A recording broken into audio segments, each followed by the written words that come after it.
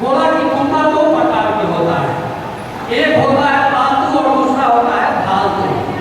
तो जो पालतू कुत्ता होता है ना, उसके गले में पट्टी बंधी होती है और उसका जो है रस्सी जो है किसी आदमी के हाथ में होता है।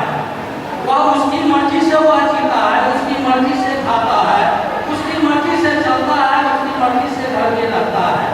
उसको बड़ा इज्जत मिलता है, उसको समय समय पर भोजन भी मिलता है, उनका जन्मदिन भी मनाया जाता है। वो नसीब वाले होते हैं, वो सौभाग्यशाली कुत्ता होते हैं।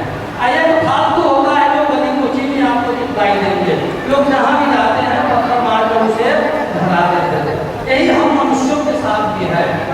जिस मनुष्य के जीवन में गुरु ना हो वो फालतू है, जिस मनुष्य के जीवन में गुरु ना है वो फालतू है, और जिस मनुष्य के जीवन में गुरु है वो पालतू है। हम लोग पालतू है।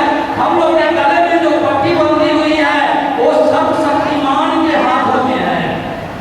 वैसे शक्तिशाली व्यक्ति के हाथ में है जो पूरी दुनिया को संचालित करता है। उनके एक हाथ में निर्माण है तो दूसरे हाथ में प्रलय है। संसार में जितने भी देवी देवता और मनुष्य है सबको दो आंखें हैं, लेकिन हमारे गुरुदेव को तीन आंखें हैं। एक आंख से वे भक्त की रक्षा करते हैं, वे देखते हैं कि हमारे भक्त के जीवन में कितना कष्ट है और हमारे भक्त हमको किस भाव से भजते हैं।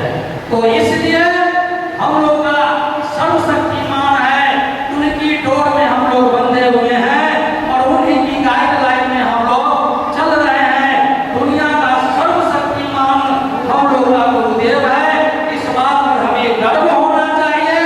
और नीलम दीदी हरिनाथ भैया के बताए हुए मार्गों पर हम लोग चलेंगे, तभी जो है हम लोग जो है उनकी आत्मा को सच्ची श्रद्धांजलि दे सकते हैं।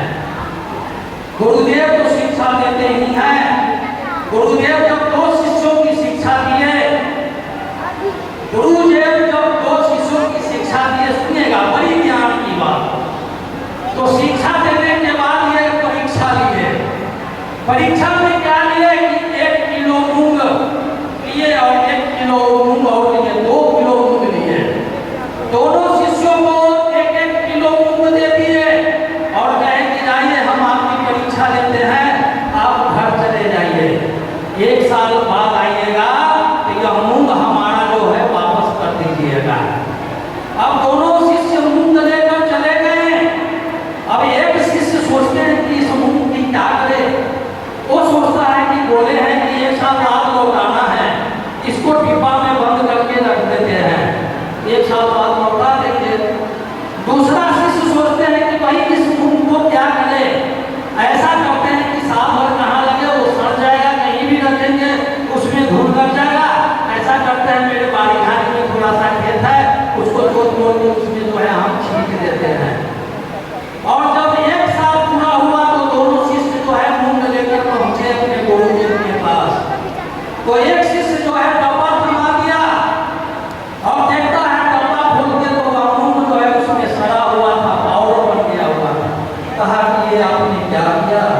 कहा कि हे प्रभु, हे गुरुदेव, ये आपके ज्ञान को, आपके मूंग को मैंने दस्तावेज से रख दिया।